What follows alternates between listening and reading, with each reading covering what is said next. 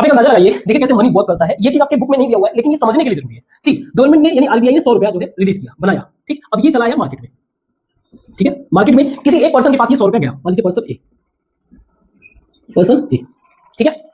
अब ये ले जाके बैंक में जमा करेगा, बैंक ए मान लीजिए, उसमें जमा किया, ठीक है। इसने 100 रुपया ले जाके बैंक में जमा कर दिया, मींस कल को आके बैंक से ले सकता है। गुड। अब इस बैंक ने किसी को लोन कर दिया, किसी को लोन कर दिया, दैट इज पर्सन बी। इस व्यक्ति ने दूसरे बैंक में, क्योंकि सारा पैसा तो दे नहीं सकता, तो इसने 95 रुपीज दिया होगा, 5% इसने सेव कर लिया होगा, है ना। अब ये सारा पैसा तो देगा नहीं, इसलिए क्लियर, ये वाला चीज समझिए। अब ये जो है इसने भी कहीं बैंक में ही रखेगा, मान लीजिए इसका कोई एक बैंक, इसने भी एक अलग बैंक में खुलवा रखा है, बैंक बी, इसमें इसने 95 रुपीज जो है जमा कर दिया।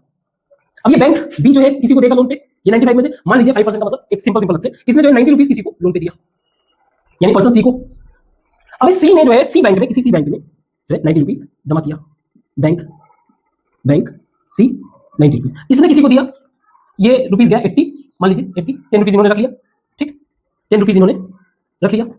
इसने जमा किया बैंक डी में 80 रुपीज। हमने पहले ही डिस्कस किया था कि जब हम लोग बोलते हैं मॉडर्न मनी का मतलब क्या है, मॉडर्न मनी का मतलब क्या है, करेंसी प्लस बैंक डिपॉजिट, या कहा था।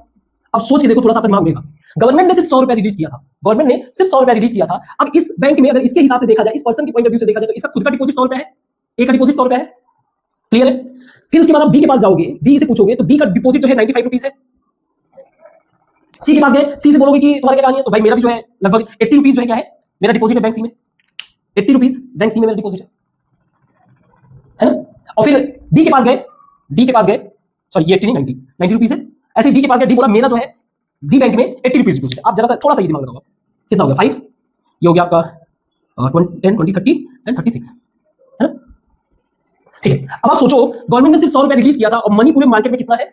अब इसको ब्रॉड पॉइंट ऑफ व्यू से देखो, bank, that is the reason bank जो है बहुत ही इंपॉर्टेंट रोल प्ले करता है किसी भी इकोनॉमी में। इस बात को गवर्नमेंट भी समझती है, इस बात को गवर्नमेंट भी समझती है। That is the reason government जो है प्रमोट की थी, आपने सुना होगा प्रधानमंत्री जन धन अकाउंट, जन धन योजना, उसके अंतर्गत जन धन अकाउंट खोला गया लोगों का, है ना, आपने सुना होगा। और ये अकाउंट किसका है, ये गरीब लोगों का अकाउंट है, ये गरीब लोगों का जो लगभग जीरो बैलेंस पे अकाउंट खुलता था। आज प्रेजेंट टाइम में अगर एक डेटा लिया जाए तो लगभग 57 करोड़ अकाउंट खुले हैं, 57 करोड़ अकाउंट खुले हुए हैं। और इस 57 करोड़ अकाउंट में लगभग more than 2.5 lakh crore rupees जो है इन्वेस्ट हुआ है।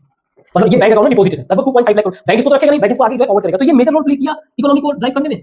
और इससे भी बड़ी बात, अगर आप इसको विजुअलाइज करने में दिक्कत हो रही है तो आप ऐसे विजुअलाइज करो, इतने अमाउंट में लगभग 2 बुलेट ट्रेन जो भी प्रेजेंट टाइम में मान लीजिए अहमदाबाद से मुंबई तक के 2 बुलेट ट्रेन इतने में चल जाएगा। Now you can imagine significance. तो इसका मेजर रोल होता है बैंक डिपॉजिट में, बैंक में अकाउंट खुलवाने से हमारे कंट्री का इकोनॉमी ग्रो करता है।